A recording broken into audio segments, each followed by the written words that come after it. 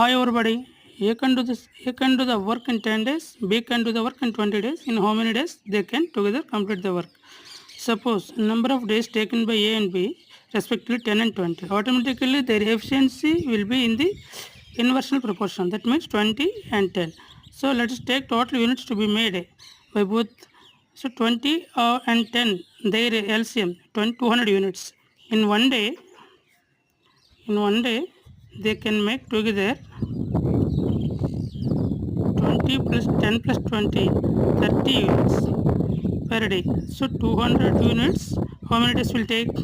200 by 30, 360, 80, 2 by 3, 6 2 by 3 days will require. Okay, thank you.